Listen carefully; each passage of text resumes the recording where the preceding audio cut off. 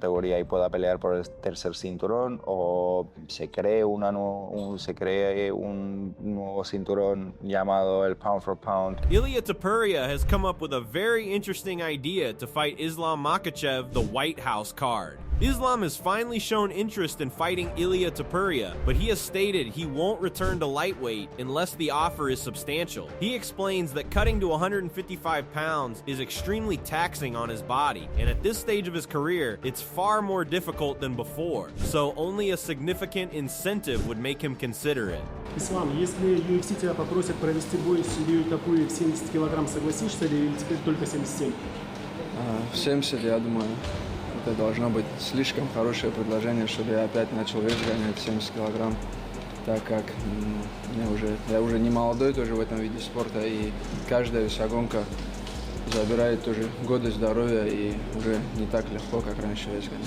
Both Islam and Topuria have just become champions in their new weight classes and haven't defended their belts yet, but there is a way these two can face each other in a fight that everyone is waiting for. No, in my division, a lot of contenders who deserve the title fight. Just UFC have to give me new target. That's it. I just waiting. There has been a lot of talk about the potential fight between you and Ilia Topuria. How do you look at that situation? Yeah, I like this idea. If UFC want, I know a lot of MMA fans want this fight. I'm ready. What about fight in White House in Washington? Do you thinking about that?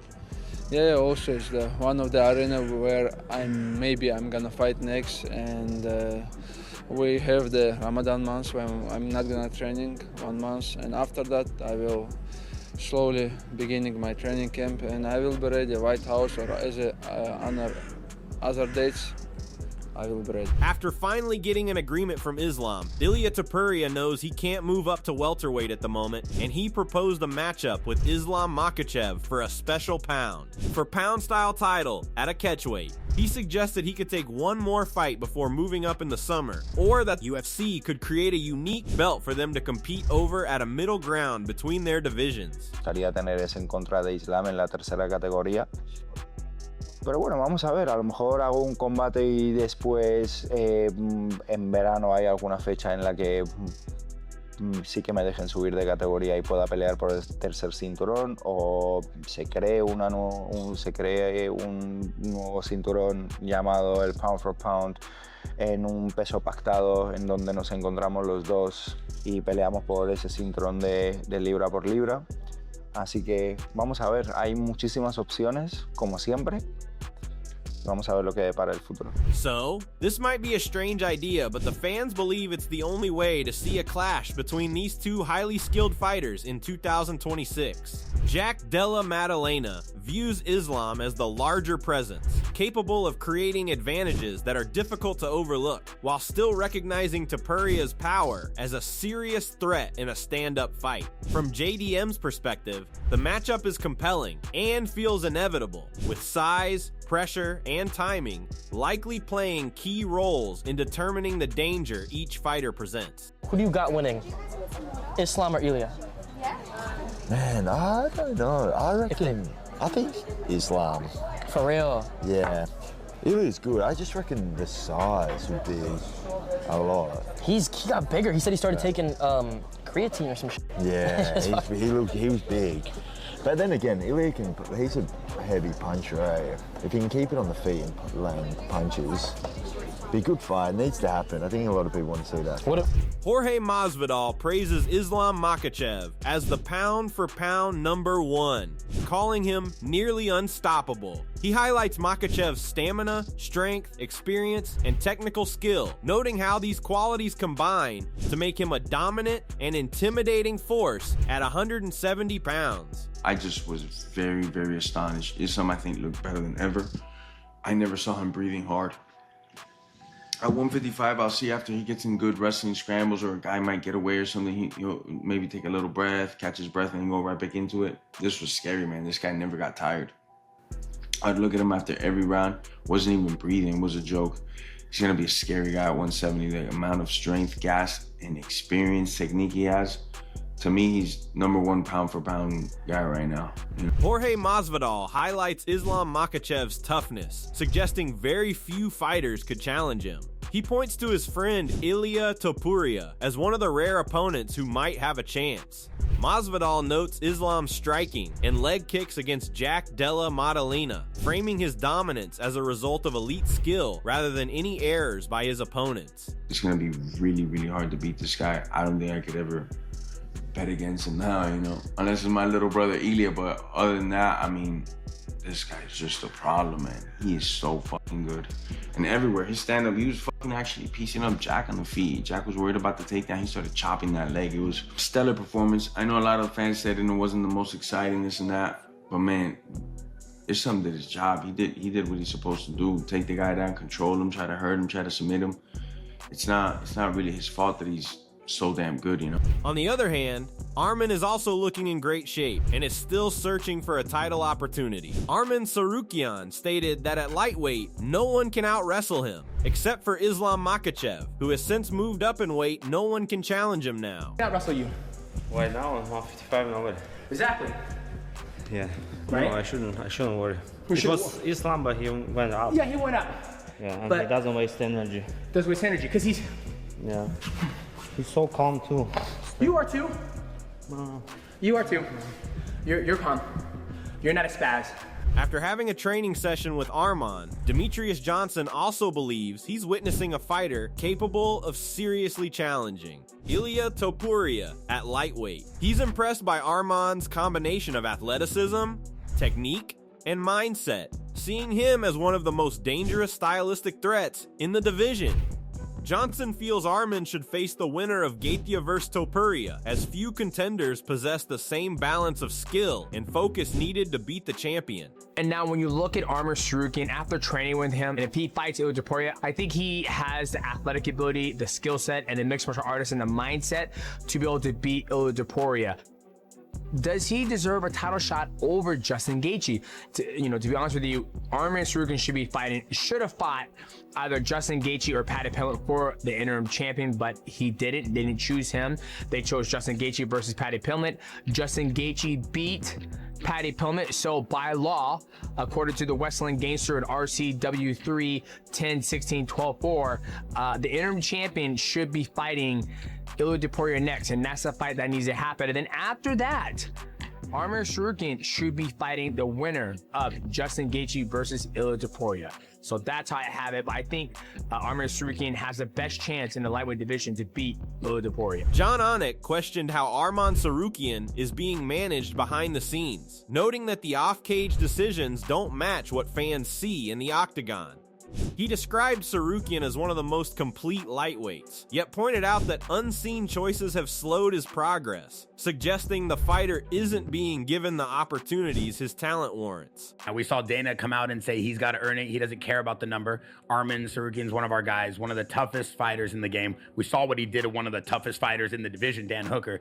Do you feel he's being treated unfair? Do you feel like he deserves a title shot? We see what's going on with Gaethje, and we see what's going on with Paddy. So with respect to Ilia Topuria, Justin Gaethje, and Paddy Pimblett, I think most of the fan base would agree with me that Arman Tsarukyan looks like the best, most complete lightweight in the world. But only Hunter and Dana and a few other select individuals know exactly what happened before UFC 311. Depending upon who you ask, it was either weight cut related or injury related, whatever it may be.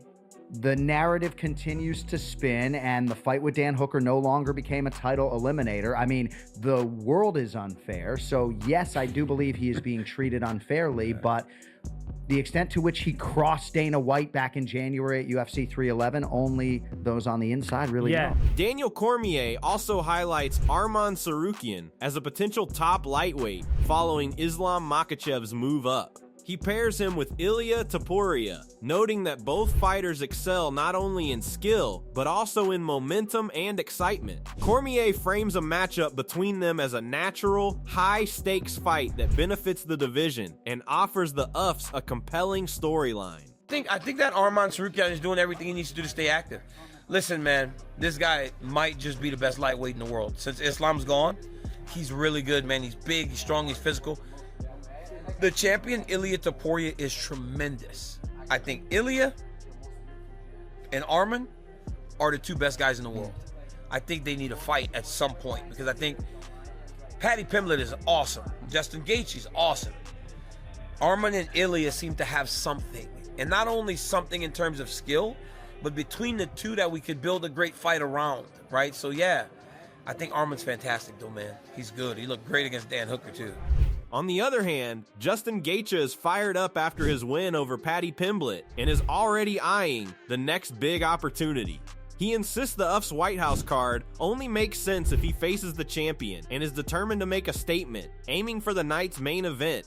While not everyone agrees, Gaethje is focused on one goal, leaving no doubt once he steps into the octagon. What's next? Ilia Topuria on the White House. Has to be. No other option. Hell yeah. Let's go. Walking out of the Oval Office into the cage, wearing the flag. Entertaining. I think we're gonna main event it. I think we'll be the main event. Boom. Let's go. Once in a lifetime. I'm totally guessing throwing shit against the wall right now. Yeah. Universe. But I mean, what else? You know what I think will probably happen? You know what I think will probably happen? Let's see it. I think there'll be headline. You'll be one of them so that they can say, like, the man who's never had a bad fight, definitely here. So that's a draw. Yeah. And then they put whatever else on there. So I think co-main event. I think for sure. Co-main? Who's main? I don't know. I think it'll be a huge, I think it'll be big name thing. McGregor's been tossed around. Yeah, that's what I'm saying. For that fight. Yeah, I know it's past the time, but name-wise, right, I think that is. If it's McGregor, then McGregor's going to fight me and we'll be main event anyway. There you go. Okay. Yeah. Okay, never had a bad fight. Okay. Yeah, it would be if Ilia didn't come back, they would, strip him. I'd become the undisputed. And then McGregor gets to fight whoever he wants, so I guess that would be an option. However, Ilia Topuria is not going to fight very soon due to his personal issues that are also reportedly resolved now. Chael Sonnen argues that Ilia Topuria should be stripped of the title, viewing interim belts as reserved for champions sidelined by injury or illness. He emphasizes that if a champion is unavailable for other reasons, there's no valid reason to retain the belt. Sonnen admits his position may seem harsh, but frames it as logical, citing past cases where fighters used excuses to avoid competition, showing that mere unavailability isn't enough to justify holding a title. The interim belt is for those that are dealing with an illness or an injury. If we would like to show grace to an undisputed champion because he's missing matches specifically for illness or injury, and the moment Ilia informs us that he is missing matches for anything outside of the criteria of illness or injury, that's why you strip him. That there is no precedence for an interim championship. And I had never thought of that, and I thought it was very cold. I didn't like it. I got in my car, I went back to my hotel, I'm staying by myself, and I thought about it. And I go, man, there's actually a point to that. If Ilia is missing matches, and all he's got to do is make the claim. He doesn't have to be telling the truth. A lot of guys didn't tell the truth. A lot of guys have missed fights and said they're hurt because they didn't want to make the walk. Chael Sonnen explained that despite personally backing Ilia Topuria, he believes the title should be stripped. He emphasized that unless Topuria provides documented medical proof of an injury, the UFC isn't obliged to hold the belt, reinforcing that a fighter's availability takes priority over personal support. But if you're making a claim outside of illness or injury, to my understanding, the person at the UFC is correct. You're not eligible. You got to be stripped. I think that is a fair point. I don't want him stripped. I'm on Ilia's side of this. I don't really like what he's going through. I think he's shared more with us than he has to. I also think he's innocent. He seems like a good guy. I really don't think that he would have done these things. However, yeah, they got to strip him. If he's not making the claim that he's injured and has some kind of a doctor report to back it up, as bogus as those can be, he's got to be stripped. Arman Tsarukyan also criticizes Ilia Topuria's inactivity, claiming Topuria is seeking easy fights while holding on to his belt and talking about moving up. He says the UFC is trying to build Topuria into a superstar, but insists he can't move to 170 without properly defending his title first. Tsarukyan adds that to be recognized as a true champion, Topuria must prove himself by defending the belt. Do you have any idea what's going on with him right now? He hasn't fought since June, and we don't know, Charles has fought. He's trying to find easy fight and to defend that belt and go up, and UFC trying to make him to be a superstar and defend the title, because right now he cannot go up to the 170 because he didn't defend the title. Why he gotta go 170? You gotta prove that you're real champion. Daniel Cormier believes Arman Tsarukyan is the real top contender to face Ilia Topuria. In his view, Paddy Pimblett is entertaining and has a strong future, but the two best lightweights right now are Arman and Ilia, especially with Islam Makhachev competing at a higher weight. He also feels it was strange for Paddy to enter the octagon and confront Ilia after he won the belt, since beating Michael Chandler did not truly earn him that moment in the title picture. I think Paddy Pimblett's fun. I think Paddy Pimblett has a bright future in fighting, but I believe that the two best lightweights in the world, if Islam Makhachev is now the welterweight champion, it's Arman Tsarukyan and Ilia Topuria, bro, and that's not even in question anymore. I thought that Paddy Pimblett getting in the octagon after Ilia won the belt was, to me, it was a little bit odd because I didn't feel like him beating Michael Chandler should have warranted him being in that spot. I thought that the biggest issue would be trying to do away with the images of Paddy in the cage with Ilia after he became the champion. Daniel Cormier views Arman Tsarukyan as Ilia Topuria's biggest threat. He highlights Arman's size, strength, high-level wrestling, and well-rounded striking and ground control. In Cormier's eyes, this complete skill set makes him one of the few fighters capable of applying the same pressure and control that Islam Makhachev does, a fact that should concern Topuria's fans. But then when you watch Arman Tsarukyan last weekend, bro, he's big, he's strong, he can really wrestle, he can strike, he can do just about everything, and his top control is what's a real issue. And I believe that's the problem. That's the scary thought for anyone that are Ilia Topuria fans. Because if there's anyone that can replicate that game of Makhachev, or at least to a degree, Arman Tsarukyan. On the other hand, before a fight with Ilia, Islam Makhachev makes it clear he sees Kamaru Usman as his toughest available challenge at 170. While some question the matchup, Makhachev frames Usman as a proven force capable of overwhelming younger contenders who haven't been fully tested. He views a fight with Usman as the most demanding and meaningful bout he can take at this point in his career. Кто в идеале твой следующий соперник? Ну, я на интервью говорил, что с Усманом хочу подраться. Ну, что-то медиа не верит в этот бой, я смотрю. Но мое личное мнение, Усман переедет этих всех пацанов, которые сейчас новые появились там. Тот же Моралес, тот же вот этот Пратес ударник. Это пацаны не проверенные еще. И я думаю, что Усман не самый тяжелый бой был бы для меня. И в медийном плане мы смогли бы, как бывший чемпион, больше всего защит в моем весе. И мы смогли бы как-то хорошо продвинуть этот бой и показать тоже красивый бой. Да. Islam Makhachev remains unfazed by the crowded welterweight landscape, describing the division as wide open and expressing readiness to face any opponent the UFC sets in front of him. He conveys a long-term vision at 170 pounds, aiming to defend his belt consistently and build a lasting legacy rather than treating the weight class as a temporary stop. Вариантов много, если честно, на мой вес сейчас как-то ожил Welterweight. Я думаю, сейчас вариантов очень много. Посмотрим, я вообще не без разницы. И все должны предложить скоро. Я сказал, если им бы не было без разницы, потому что я чувствую, что я смогу долго в этом весе себя пояс сохранить и себя там комфортно чувствовать.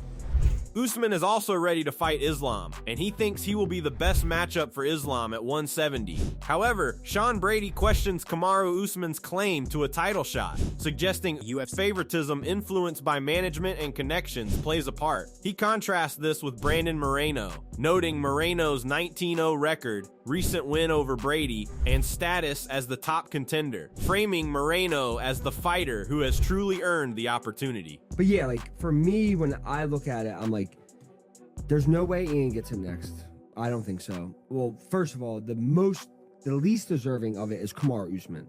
Brother, like, I don't know how they're finagling this shit, like, trying to push him into the cahoots. Huh? Between him and Islam? Yeah, like mutual friendship. Like, sure. let's get mutual you paid. friendship, same manager. Like, I understand what they're trying to do, but that's bullshit. Yeah. I personally, obviously, he beat me. I think Morales is the most deserving out of everybody. He's undefeated. Undefeated, 19-0, just beat me. I was the #1 contender. Beats me. Number 2, would be, I think Prates is right there. I think he would deserve it more. Shavkat doesn't deserve a title shot. He got to get back in the race. He's got to get back in the race. Everyone else, everybody else got to be in the something like that. Everyone's got to be in the race. He's just sitting on the sideline. So, that's all we have from today's video, and hopefully you enjoyed it. Share your thoughts in the comment section, and don't forget to like and subscribe to our channel for more interesting videos.